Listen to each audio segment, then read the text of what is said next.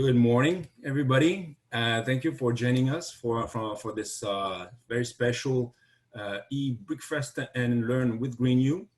We're going to be talking about a topic that everybody has on their mind right now. COVID-19 has been linked to plant-based diet and climate change. In the last 20 years, a lot of the pandemic have been linked also to animal production. And today, to discuss this topic and how also we can, as an individual, help by maybe adopting a new kind of diet. We have Juan Endara with us. Juan Endara is an environmental activist and plant-based diet advisor. Is also an architect by profession. He's been working at the U for 25 years, been working on LEED certified green buildings like CRB or the Lenore Medical Center, and is going to be telling us a little bit more about this connection between COVID-19, climate change, and a plant-based diet. So Juan, if you want, you can start maybe by telling us a little bit more how you got to a plant-based diet and veganism 4 years ago in your life, and how was your journey towards this new kind of way of life? Great, thank you, Teddy. Appreciate the opportunity. I'd like to say it's very exciting to be able to share what I've learned with others. Basically, 4 years ago, I had a conversation with my brother, and he had gone vegan, and I really didn't understand what that meant. He always had a separate dish at the dinner table, and he must have planted the seed because it made me curious. I went back and started to do some research, and what I learned about animal agriculture and the suffering of the animals was not okay with. And so the more I learned, the more I realized that I didn't want to participate in that system. So it took a couple of months for me to, to learn all the truths that are hidden from us. And eventually I said to myself, you know what, I'm going vegan. And so I went vegan for the animals. And what's funny is that at the time, I didn't really know anything about health or nutrition or environmental impact that we have from the food choices that we make. I knew absolutely nothing. I went vegan for the animals and solely for the animals. But as a result of that, I began to learn a lot through activism because I became an animal rights activist. As a result of that, I started to learn a lot, how all of these things are interrelated and linked. And so I've eventually learned more about health and nutrition, as well as about the environmental aspects of it. And I've become, or I'm becoming, somewhat of a environmentalist or advocate for, better food choices that affect our surroundings and our environment. Again, Teddy, thank you for inviting me to speak today and to share basically, I'm here to share what I've learned over the last couple of years with others. I'm not an expert in anything, but I have learned a few things, and I think it's important to share. It's part of outreach, it's part of activism. Everybody has, basically, I feel like I have a responsibility to others to share what I've learned, because I wish that I would have known sooner what I know now. So I'm going to get right into, we have a lot to cover, so I'm going to get right into the PowerPoint presentation. Okay, so the way that I formatted this is basically we're going to talk about plant-based dieting and the link between what our food choices and how they have an impact on the environment and the world and all of these threats that we're experiencing now. I'm going to first talk about what a plant-based diet is. I mean, it's pretty self-explanatory, but I'm just going to touch on that. Then I'm going to talk about why we should go plant-based, and really that's where we get into the meat of the discussion, no pun intended. And that's what we're going to make a case about, how a plant-based diet can significantly, positively improve the situation that we're in across various, threats that we have going on right now. And we'll get into those discussions. And then we'll talk a little bit about how to transition. I know there's a lot, at least when I went vegan, I had no idea how to eat plant-based. I literally went to Taco Bell for 2 weeks and ate bean burritos with no cheese because I had no idea what to eat. But there are resources out there that will help you transition. And so I'll touch on those. And then we'll do a Q&A session. Hopefully we'll have 15, 20 minutes at the end there. So, okay, so the what? So what is plant-based? So plant-based and vegan, when we talk about food, they really mean the same thing, okay? When we're talking about diet, plant-based and vegan can be used interchangeably. And really what it means is that it's a diet with no animal products. So no meat, no cheese, no dairy, no eggs, nothing that comes from animals. Why you go plant-based? Like I said, there's a myriad of reasons. You can do it for health. You can do it for the environment. You can do it because you're learning about the animals and what they go through. Really, at the end of the day, it doesn't really matter why you go plant-based. What matters is that you do go plant-based, okay? Because by going plant-based is the single biggest thing that we can do individually to make a huge positive impact to the environment. And we'll talk a little bit about that. There's also whole foods plant-based diet, which is more geared to health. Like if you want to be a healthy plant-based eater, then that basically means the same thing. No animal products, but you're also not consuming oils or any highly processed foods. So it goes without saying that is a much healthier diet. Now that being said, you know, anything in moderation is okay. You can have a cake, you know, a very sugary cake. It's not healthy, but in moderation, it's okay, right? So that I read the other day that there's no such thing as bad or good food. There's only bad or good diets. So I think that's key there. We don't need to be so stringent as long as we're maintaining a diet. So I think what's important here is that in order to get into the discussion and to move forward into the discussion about environmental impact with our food choices, we need to first accept the premise that plant-based eating is healthy. If we can't accept that premise, then we can't move forward into the discussion about environmental issues. So what I want to do is I want to get that out of the way, kind of show that plant-based diet is sustainable and healthy and that we can thrive on a plant-based diet. Because I know that a lot of people have concerns about protein and nutrients, and you know, they've heard and they've read that you can't be vegan, you're going to be deficient in this and that. Let me tell you what the Academy of Nutrition and Dietetics, this is an organization that is composed of over 100,000 of the world's leading nutritionists and dietitians. It's a US-based organization, and they've put out a position statement about vegetarian and vegan diets. And basically what they say is this: it is a position of the Academy of Nutrition and Dietetics that appropriately planned vegetarian, including vegan diets are healthful, nutritionally adequate, and may provide health benefits in the prevention and treatment of certain diseases. So what's key here, the key word here is appropriately planned, right? Some people go plant-based or they go vegan and then their health suffers because they didn't really appropriately plan it. As an example, I can eat French fries and potato chips all day long, every day, and I'm technically on a plant-based diet, right? But how good is my health going to be? It's not going to be very good. So it's important that when you go plant-based, you have to understand that it's going to require a little bit of effort. It's going to take a few weeks, a couple months to learn and understand where to get your nutrients, how much nutrients to get, which, you know, how to combine nutrients so that your body absorbs them well. It takes a little bit of effort, but then it becomes second nature once you're doing it.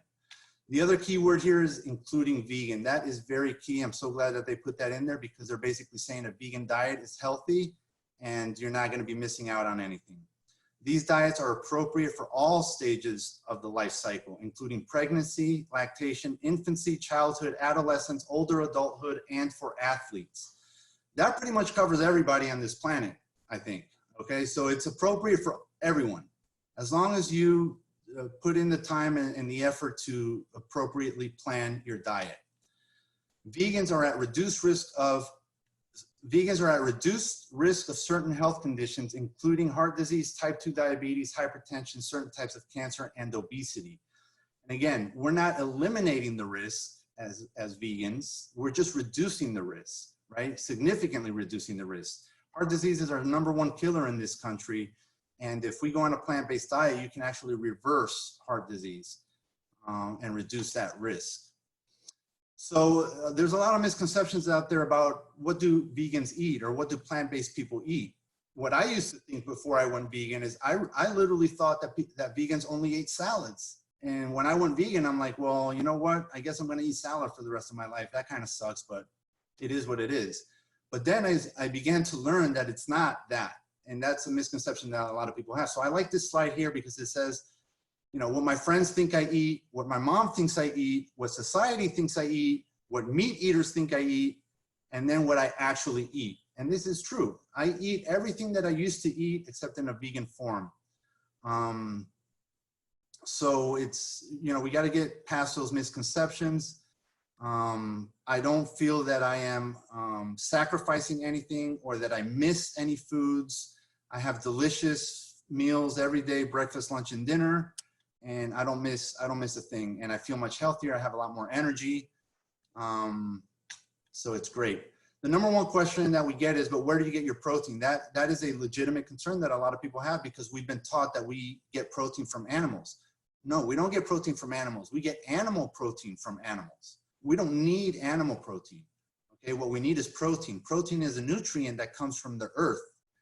So we can bypass the middleman and go straight to the source and get our protein from the earth. We do not need to eat animals for protein, okay? Just ask these guys, right? 100% plant-based vegan athletes at the top of their game, world-renowned. They excel at what they do. Some of the strongest men on the planet are vegan. Where do they get their protein, right? So there's a documentary that came out, it's called Game Changers, and it dispels a lot of those myths. I highly recommend that documentary. Okay, same with these women, 100% plant-based. Jahina Malik, she is vegan since birth. She has never eaten an animal, okay? Look at her body, look at those muscles. I read the other day, what was the quote? It's something like, you don't need to eat muscle to gain muscle. And she's living proof, okay? She's been vegan since birth, and she goes on to say, what motivates me to continue being vegan is proving to the world that you can be strong and healthy without eating animals. I'm living proof, okay? Here's a protein deficiency wing of the hospital. There are no patients, okay? The point is that as long as you eat the calories that you're supposed to eat and you eat the colors of the rainbow, a variety of foods, and you're eating the calories that you should be eating, you're not gonna be deficient in protein or other nutrients. You just have to eat. As long as you eat and you eat healthy, you're gonna be fine. You've never heard of a protein deficient person, really, okay? In this day and age, we have access to information. If you're curious about how much protein is in any given plant-based food, all you gotta do is Google it. It's, you know, all the information is out there. The USDA has come out and said protein needs can easily be met eating a variety of plant-based foods. And the key word here is easily, okay? Because a lot of people think that it's difficult, it's too hard. People praise me all the time. Oh my God, I can't believe you're vegan. You're so strong. How do you do it? It must be so hard. And it's not, it's easy. It might be hard the first couple of weeks, but then it gets easy. So just to finish on this topic here, the second question that we always get is, but look at these canines, okay? So that, I like this meme here. It says, listen, vegan, I can't put this any simpler, okay? Look at my canines. I'm a killing machine, okay? What's wrong with this picture? Okay, those are canines. Those are real canines. Those are carnivores, okay? We don't have canines. The canines that we call canines that we say that we have are for biting an apple, okay? It's not for biting the flesh off of a live animal. Now, these here are herbivores, okay? And they primarily eat plants, and look at their canines. So the argument that we have canines is because we are meant to eat meat is just not true, okay? So we can just put that aside. These are some pictures from a local restaurant in South Beach called Planta, 100% vegan, plant-based restaurant, delicious foods. If you would have shown me these pictures before I went vegan, I would never have guessed that this is all vegan, okay? Nowadays, you can go to Whole Foods and they have vegan crispy Cajun chicken. If I gave you that chicken and I didn't tell you it was vegan, you wouldn't know it was vegan, okay?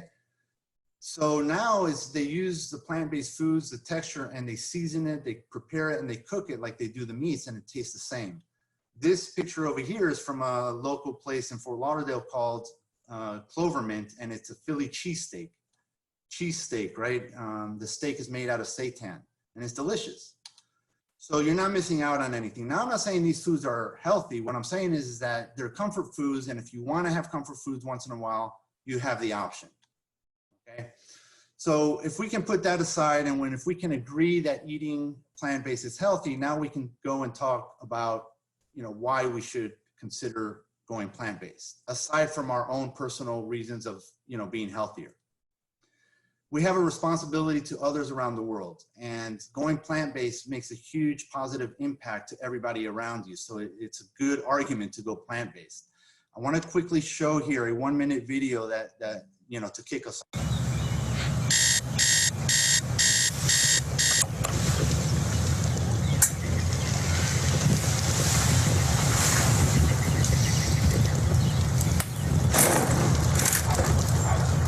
Wake up, honey.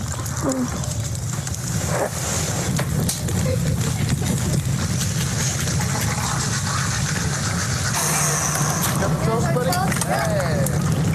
have a test? Tomorrow, yeah. I'm gonna stay at the office till about 6:30 tonight. No, they'll swim for us. Thanks, Mom. Lunch is there. Love you. Bye, sweetheart. Have a good day.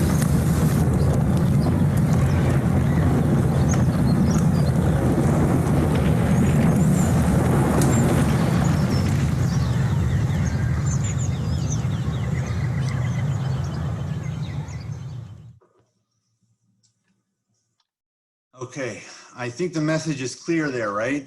Our house is literally on fire. Mother Earth is on fire, literally.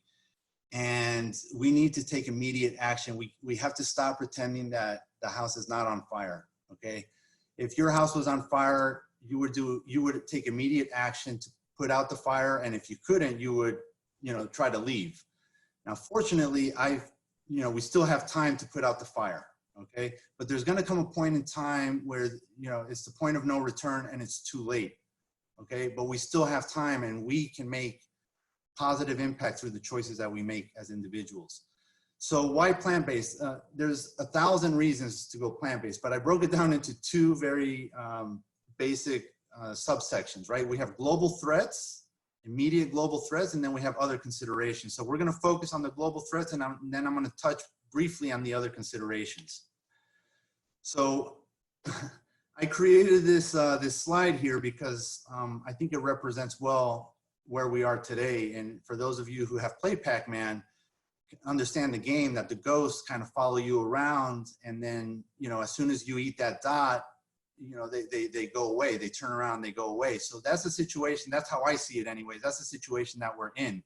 So right now, climate change is something we've been talking about for the last 10 or 15 years, ever since Al Gore came out with the Inconvenient Truth, right? That's something that we've been talking about for a while.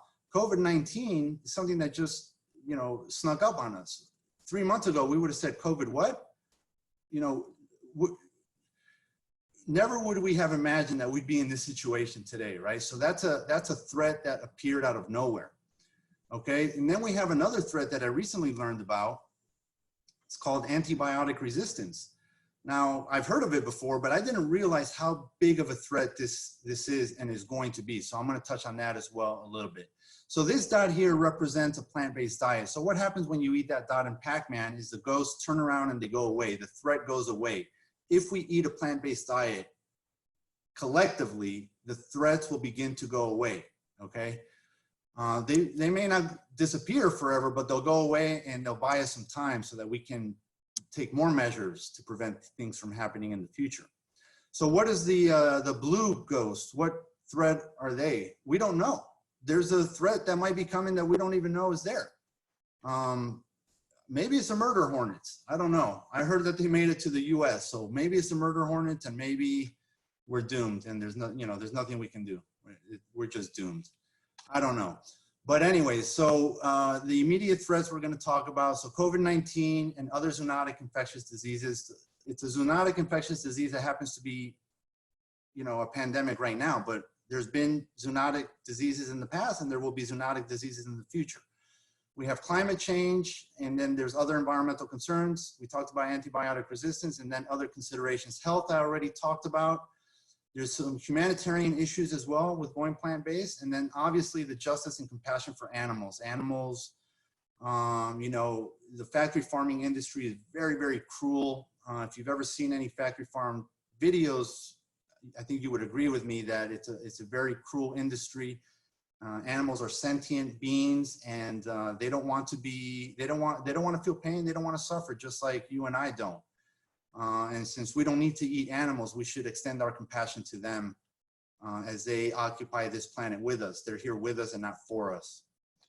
Okay, so let's get into climate change and talk about this first threat that we identified. Okay, so what causes climate change really is the greenhouse effect, right? A lot of us, you know that basically the gases that we emit into the atmosphere trap the heat that's coming in from the sun and heats our globe. Now that's a good thing. You know, we want a warm globe. That's how we survive. But the problem is that it's getting a little bit too hot, and there's reasons for that. And we're going to talk about why that's happening. So the first issue is deforestation. That is one of the main drivers of what's happening to climate change, or why climate change is happening. Deforestation basically is happening because we are clearing forests to make room to raise cattle and for feed crops for the animals. So as an example, soy, a lot of people think that plant-based people are eating all the soy that is being produced around the world, but really 70% of the world's soy is fed directly to livestock. So we're clearing out lands to make room for the livestock themselves for grazing, but we're also clearing the lands to make, in order to have crops for the animals. So it's a double whammy here, what's happening to our forests. So another aspect here is that when we tear down, so if you go back and remember elementary school, right, and photosynthesis and how that works, plant life on this earth harnesses and captures the CO2 in the atmosphere, right? And it uses that CO2 along with the sun and the water to photosynthesize and create oxygen. And we need the oxygen, right? So the trees are doing us a favor here by providing us with the oxygen. And so they capture the CO2, okay? So essentially what the plant life on this planet can be considered like the lungs of the earth. They are breathing in CO2 and they are exhaling oxygen. Okay, the problem is when we start to clear these forests, right? All of that CO2 that they have stored energy gets released back into the atmosphere. Okay, so now these gases are going into the atmosphere because we're cutting down these forests, and these forests no longer exist to recapture the gases that we are emitting into the atmosphere. So it's compounded. It's a big, big problem. And that's why we're having this global warming effect. And that's why we're starting to see the effects of global warming through sea level rise, stronger hurricanes, more frequent hurricanes, a lot more flooding, fires, droughts. I mean, it's really catching up to us, right? And at the rate that we clear these forests is 1 to 2 acres of rainforest are cleared every second. I couldn't believe that. I thought that was a typo, but that is generally accepted a stat about how fast we're clearing the rainforest. Okay, 1 to 2 acres of rainforest are cleared every second. That's about a football field a second. Okay, animal agriculture is responsible for 91% of the Amazon rainforest destruction. Animal agriculture is responsible for 91% of the Amazon rainforest destruction. This is a supply and demand game, right? The only reason this is happening is because we as consumers are creating a demand for the product. If we go plant-based, that demand is going to drop. And when that demand drops, we start to heal the planet. So we're calling, I'm making a call to action to consider a plant-based diet as an alternative way of living. And it shouldn't be alternative, it should be the way of living now that we know. We didn't know before, but now we're starting to know. So we need to act responsibly. Okay, then we have methane. Okay, methane is another gas that gets into our atmosphere and is more potent than CO2. Where does methane come from? Well, it comes from many sources, but in the animal agriculture industry, it primarily comes from the animals' gases. They're belching and they're farting. And really the dairy industry and the cattle industry is what produces the most methane on our planet. Mostly from belching, 95% from belching and 5% from farting. But here's a joke. Why did the cow stop telling fart jokes? Everyone tells her they stink. Now I can't hear my audience. I hope they're laughing. But anyways, I thought I'd throw that in there. So methane, according to the FAO, is 23 times more potent than CO2. Okay, so this is a very destructive gas. And again, if we didn't have a demand for these animals, we breed and slaughter 56 billion animals a year around the globe. Well, the number is anywhere between 56 billion and 85 billion is what I've heard. Animals per year is what we breed and slaughter. There's only 7.5 billion people on Earth, yet we're breeding 56 billion animals a year. Think about the amount of resources that we're using to feed and care for those animals, okay? So it's very detrimental to our environment.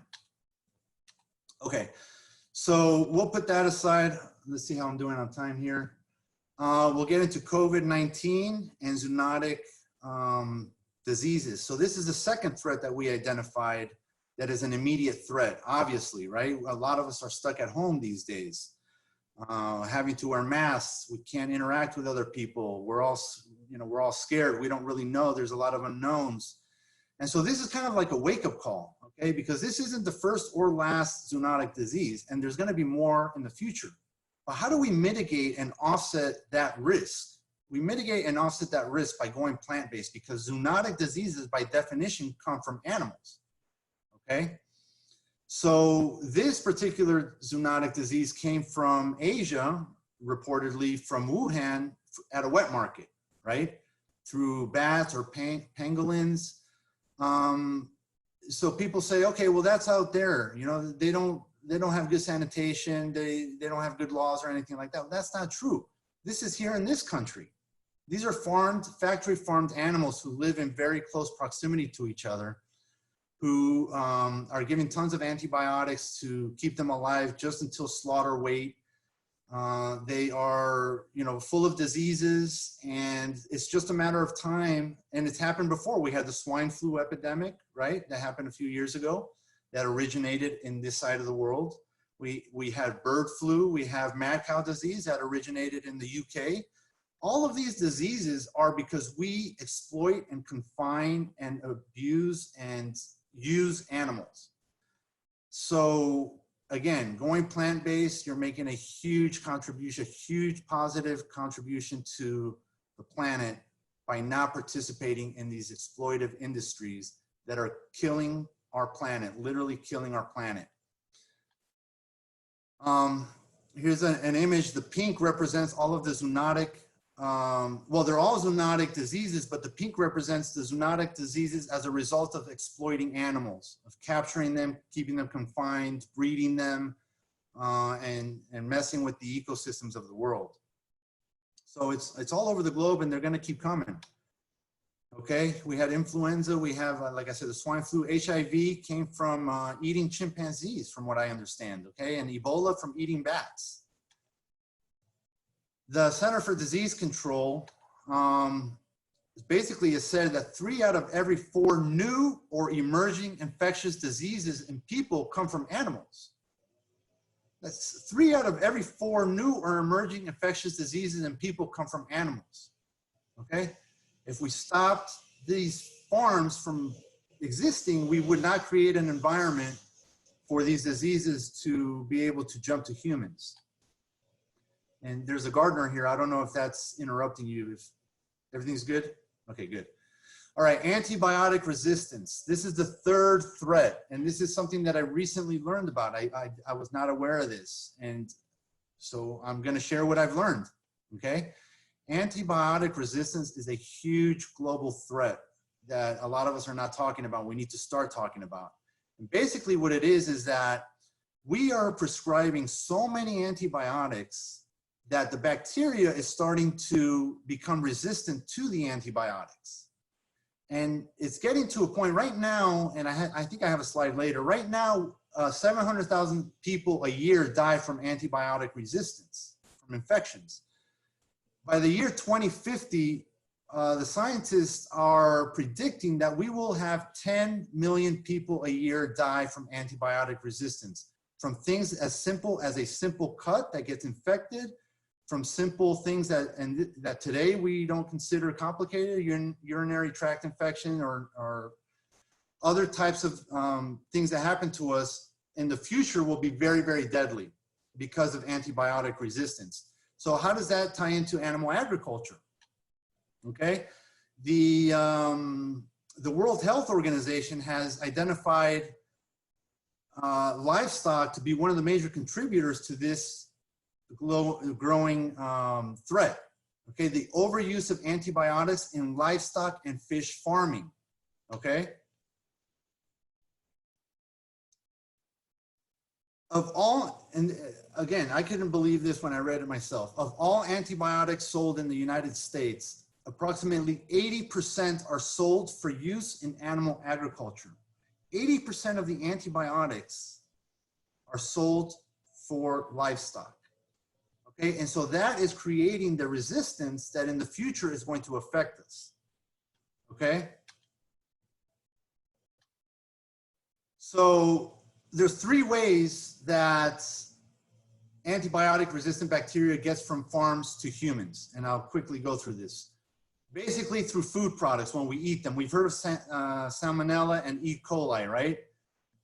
Basically, resistant bacteria remains in livestock and farm animal products during slaughter and processing, and then are passed along to humans who consume these products. So that is one way of antibiotic resistance getting into humans. The second way is through environmental means, right? Bacteria are spread by manure on farmland, contaminating runoff and water. And the third means is through direct transfer to farmers, okay? Directly transferred from animals to farmers who work with them. And let me move this here out of the way. And so the concerns are this. The transfer of resistant bacteria from farm animals to humans poses a health threat because many of the antibiotics given to livestock are the same drugs used to cure human afflictions like urinary tract infections and pneumonia. Okay, so let's see where we're at here. The World Health Organization, actually it's the UN that says if no action is taken, warns the UN, drug-resistant diseases could cause 10 million deaths each year by 2050. Currently, at least 700,000 people die each year from antibiotic resistance. So multiply that times 15 times in the next 20 to 30 years. Right, by the year 2050. I mean, it's mind-boggling, these numbers. So we're making another case. So we talked about climate change and how much of an impact the meat industry has on climate change. We talked about zoonotic diseases and how those come from animals, right? And now we're talking about antibiotic resistance that also comes from animals, primarily because 80% of the antibiotics goes to animals. So those are three cases of immediate threats that we can mitigate through the food choices that we make. Maybe we feel we don't have the power, I'm just one person, what difference can I make? But you have tremendous power because your dollar is your vote. Every time you buy an animal product, you are voting for these threats. Every time you boycott an animal product, you are taking a stance against these threats, okay? And so you have a moral and social responsibility as we all do. So quickly, just to end on that. So the United Nations has basically said impacts from agriculture are expected to increase substantially due to population growth, increasing consumption of animal products. Okay, a substantial reduction of impacts would only be possible with a substantial worldwide diet change away from animal products. As a global population surges towards a predicted 9 billion people by 2050, Western tastes for diets rich in meat and dairy products are unsustainable. Basically, what this is saying is that, like it or not, you're going to have to go plant-based at some point in the future because it's unsustainable. We don't have the resources on this planet to feed 9 billion people. If everybody on this planet ate a Western diet, okay, we would need 3 Earths to feed them. So we don't have the resources to continue on this path. We have to make change. And we either are going to make change when we're forced to make change, or we're going to make change now. Okay, and the question to you, to my audience is, what side of history do you want to be on? Okay, you have a choice to become educated and to make change for the better. You know, when you know better, you do better. I wasn't vegan for 42 years. I didn't know anything. At the time, I didn't even care. I didn't think I could make an impact, but I realized that that's not true. Okay, Gandhi, I like this quote from Gandhi: "Earth provides enough to satisfy every man's needs, but not every man's greed." We need to always keep in mind that we are not alone on this planet, and you know, that's all I got to say about that. We're not alone here, and you know, we got to do the best that we can, because there are others who are living on this planet, aside, you know, other humans and other beings on this planet who share this planet with us. And they're basically, the animals on this planet, the wild animals on this planet, are maintaining a balance in the ecosystems, and we're disturbing those balances by what we're doing.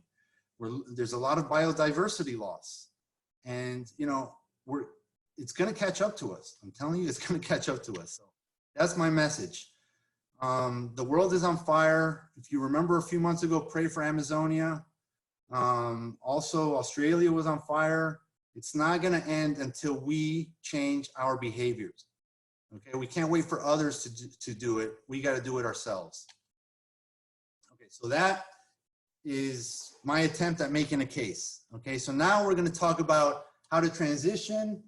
And I think I got about maybe 4 or 5 minutes. I'll talk about this. When you first go vegan but aren't sure how, this isn't how it works, okay? So don't worry. I know you might not know what to do, but there are resources out there. We are lucky that we live in this day and age where we have a lot of information at our fingertips, and we have a lot of resources, and people are willing to help. Okay, the first thing I would do is I would recommend that you watch these 3 documentaries. They're very good, and they each touch on different topics. Watch Forks Over Knives, talks about the health aspect of plant-based and veganism. Cowspiracy is one of the best documentaries that talks about the environmental impacts that we have. That documentary will blow your mind. And then we have Earthlings, or a new one that came out, Dominion, which talks about the ethical concerns about animal rights and you know, what they go through. And I would recommend watching that as well. There are a lot of there's hundreds of documentaries out there. If you're interested, shoot me an email. I just saw 2 that are not listed here that I would highly recommend. One of them is called HOPE.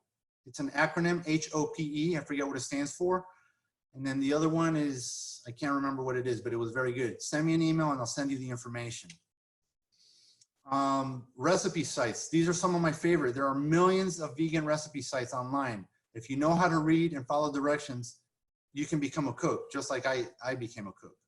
You know, before going vegan, I could barely make, you know, toast, but I forced myself to learn.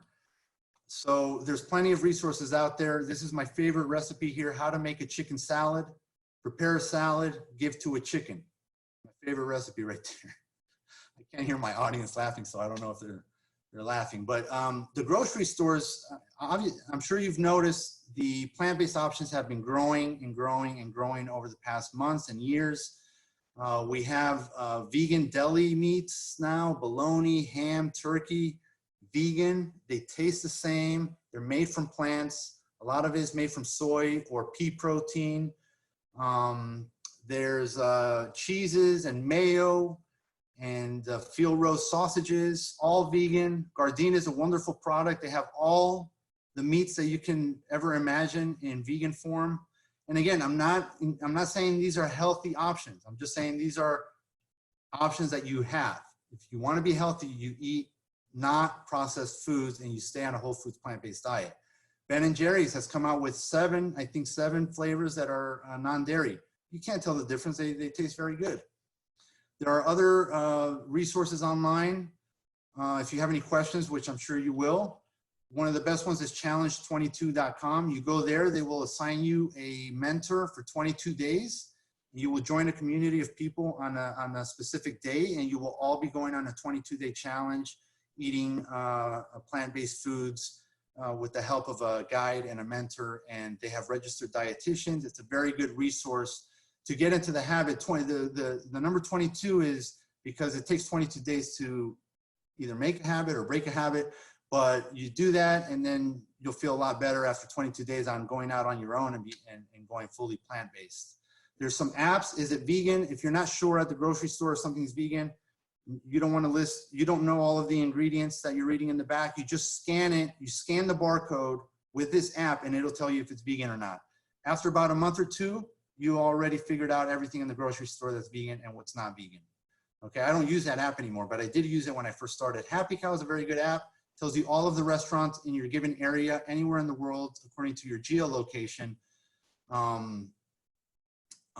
You know, all of the vegan-friendly restaurants in the area. It has the menus, the price points, directions, all of that. Happy Cow is a very, very good app to have. And I think we're right on time for a Q&A, Teddy. Hey, Juan, thank you. That was amazing. I really like your style. I was thinking when you started talking about the zoonotics and the relationship between COVID and plant-based diet and the fact that those spillover of pathogens from the animal world, mainly wildlife animal, to humans. We know, and I started the conversation with this, that as you mentioned several times, livestock also has been responsible for this kind of spillover of pathogens and infectious diseases. So definitely there's something right there that is obvious.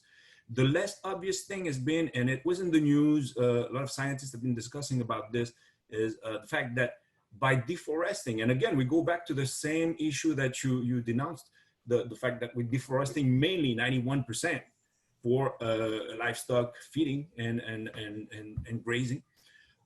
Because of that, because of deforestation, animals, wildlife that were safe in their own habitat have to go away. They have to, and they come closer to humans. And yeah, we have this kind of notion that this COVID-19 is something that happened in China because they have those wildlife animal market, and that's something that's not going to happen here.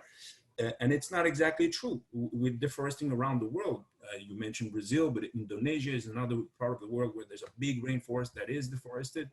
And it's, yes, it's not only for livestock, but 90%. So those spillovers are not going to stop if we don't stop deforesting, and reforesting would be a good idea, actually. So I wanted you to take on this, and then I'll take some questions from our attendees. Yeah, Teddy, that's an excellent point. And, you know, it's funny because you bring up a good point. Everything is interlinked, right? So you're absolutely right. Biodiversity loss and the fact that we're deforesting these areas, the animals have to go somewhere to live. I had two slides that I removed because I had to keep the presentation within the hour. But one slide said that 30% of the Earth's land mass is covered by forests. 80% of the wild animals that live on this planet live in those forests. Isn't that funny? 80% of the wildlife live in 30% of the land mass. Yeah. So we are disturbing the ecosystems. Again, they all serve a purpose. They have a purpose on this planet. And we're disturbing those ecosystems, and it's going to come back to us. Same thing's happening in the ocean. Once we have fishless oceans, we're done. Once the bees are gone, we're done, right? And so we have to make sure that we cause as little disturbance as we possibly can, because our mere existence causes disturbance. We can't get away from it. We are invasive. I know that sounds offensive to people, okay? But we are invasive, and we destroy everything in our path. And so the message is this: act responsibly and try to, cause as little damage as possible. And one way to do that, a huge way to do that, is to go plant-based. You would be doing an incredible amount of good work by going plant-based. The second thing that you can do after going plant-based is outreach, and going out and spreading the message and getting other people to buy in, because that's the only way that we're going to save this world. Yeah, in my opinion. For sure. There's also obviously the other part, which is to vote and to make sure that your voice is heard for the people that govern Earth. And I was really happy to learn this week that, talking about deforestation and the need for reforestation around the world, the European Union actually dedicated a fund in the midst of COVID-19, a fund of $30 billion to reforest the continent. So that will obviously involve talking about plant-based diet, because reforesting means obviously to take land that was used previously for livestock and breeding. It's going to take some time for that reforestation to come back, but yeah, absolutely. There's a lot of good work happening around the world. A lot of good work happening, and we just got to get more people on board, because more people will do more good work. But as you said, I really like your message, because sometimes we feel a little bit powerless. Like, for instance, what's happening in the EU, do I have a say? No. What's happening in Brazil, do I have to say? Not really. Indonesia. So what can I do? Well, the connection is really what you made it clear. And I think that's a really great point. We're all citizens of the world, true, but also we are customers of the world, and we have power by every dollar we spend. It's true. 100%. So we have a few questions. I'm gonna ask you the first one, going back to the basic questions of why the plant-based diet. How do you feel about backyard eggs, which some people claim aren't cruel to chickens? Okay, yeah, that's a very good question. So the premise of veganism, just from a moral and ethical standpoint, is that animals are on this planet with us and not for us, and we shouldn't use them in any capacity whatsoever. And although it may seem that it is not cruel, if you dig deep a little bit, what I've learned over the 4 years that I've been vegan is that every single aspect of animal use has some level of cruelty. 100%, I can guarantee you that. So in the backyard egg industry, there's a video on YouTube. If you YouTube it, it's a 60-second video that's literally called, and if you send me an email, I'll shoot you the link. It talks about backyard eggs. And really what happens is that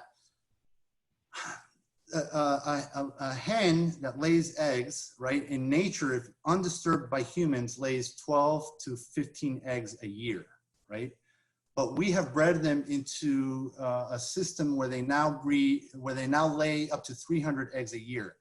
And one of the reasons that happens is because when we take away their eggs that they're nesting, they have a psychological need to lay another egg that is no longer there.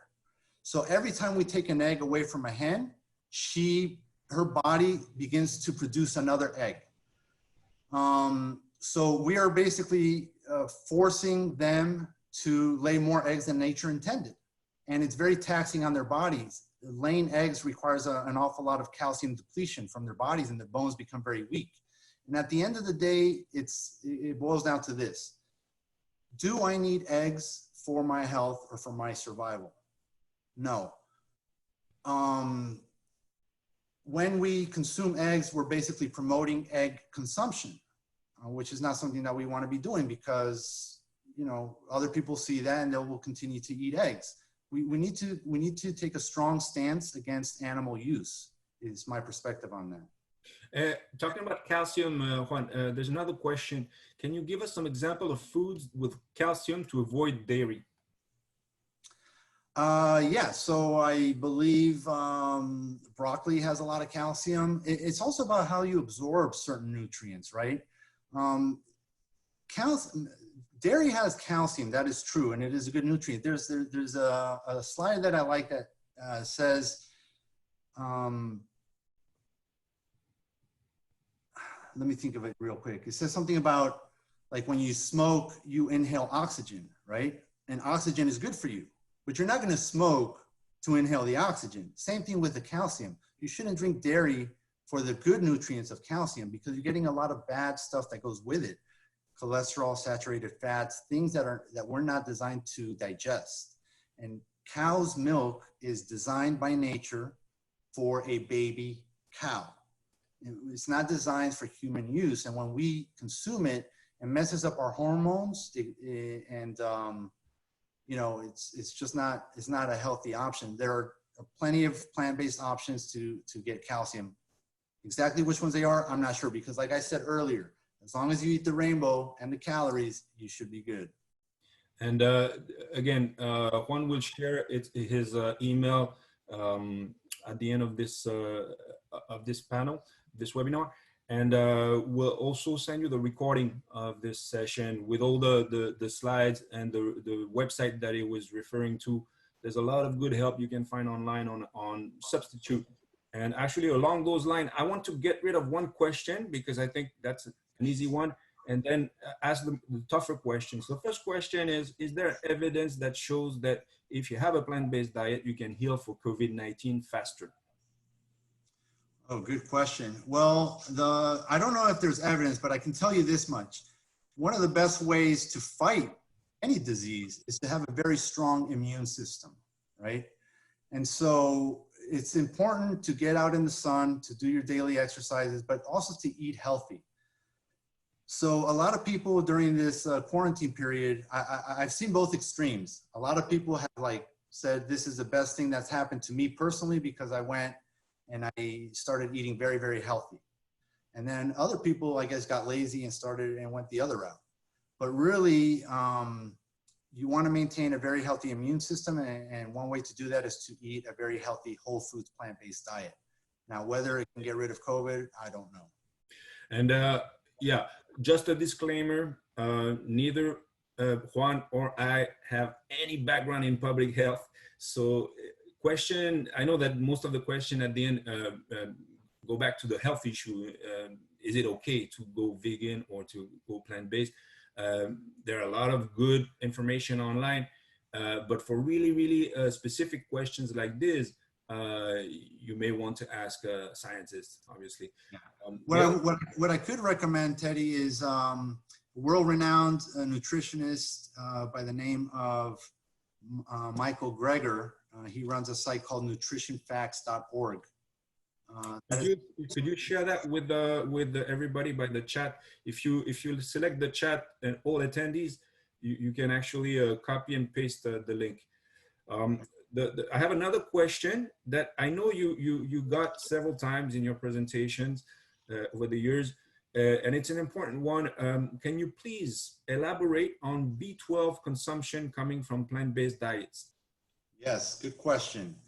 So that's a very, very good question. So a lot of people, think that, first of all, the general population is deficient in general in B12, vegan or not, okay? But B12 is a nutrient that originates in the soil. It lives in the soil, okay? And back in the day before industrial farming, we used to eat out of the ground. We used to eat our vegetables and fruits out of the ground, and we would get our B12 that way, naturally. Because everything is so processed and cleaned nowadays for obvious reasons, we no longer get B12 from the earth the way it was intended because of the population that we have and because of the industrialization of farming. So the reason that B12 exists in animal protein is because the animals are eating from the ground and their feed is also supplemented with B12. So they actually give the animals pills of B12. So when you eat the animal protein, you're getting your B12 that way. So the way that a vegan gets B12 is very simply either through supplements or through fortified foods. There's plenty of plant-based milks that have B12 fortified nutrients in it, plenty of cereals. And you don't need a lot of it. So, you know, you could take 1 pill a week as a supplement. Just make sure it's vegan, because a lot of the gel capped pills are not vegan. And that's how you get your B12. Yeah. We're almost there. We have 2 minutes. So maybe one last question. And I like it because sometimes people are worried about budgets, especially if you want also organic local food that is vegan, can be an issue for tight budgets. So how do you go budget friendly and vegan? Very, very good question. And those are very legitimate concerns. The one thing I could tell you is that staple foods are the cheapest on the planet, right? Your rice, your beans, those types of foods are cheap. If you want to continue to eat the comfort foods that you're used to, and you want to buy vegan cheeses, then yes, that could get expensive. But you don't have to eat those processed, expensive plant-based foods. If you're on a budget, you're actually in luck, because you're probably going to eat healthier as a result of it, because the healthiest foods are the cheapest foods. Now, in terms of organic, yes, organic is a little bit more expensive. So that's a personal choice. If you can afford it, great. Organic is not necessarily better for the environment, from what I understand. I don't know, Teddy, if you have any thoughts on that. It does consume more resources and more land when you're organic, but there are certain benefits to it. Yeah, for sure. I mean, reduce the amount of pollution in our waterways, so that's definitely one thing. It's not genetically modified, those things. But I agree that there's a lot of consideration to take. But if you go plant-based, there's many ways. I think that's the message that Juan was giving us today, and it's possible. He did it. And again, the internet is your friend. I think there's a YouTube channel called Budget Vegan. Yep. And they give you daily recipes and under $3 per meal or something like that. It's crazy, and they get very creative. So if you're willing to put in a little bit of work and effort, it's actually fun. You get to be creative. You get to learn. I think that another thing that, and we'll finish with that, is that one of the few things that COVID-19 gave us is the will and the passion for cooking a little bit more. Everybody's staying home. Absolutely. You see those pictures on the net everywhere. Like here's what I cooked today. So let's cook vegan instead of just. So with that, I think I'm gonna thank Juan Endara for this really great presentation today. I think everybody got inspired, and if you have questions, we'll share his email, so you'll receive an email after this presentation with the recordings and more information. So I just put it in the chat just in case. I put my email as well. Perfect. All right, so we're at the end of this presentation. Thank you so much, and have a great day. Hey, thanks again, Teddy. Appreciate it. And thank you all for joining.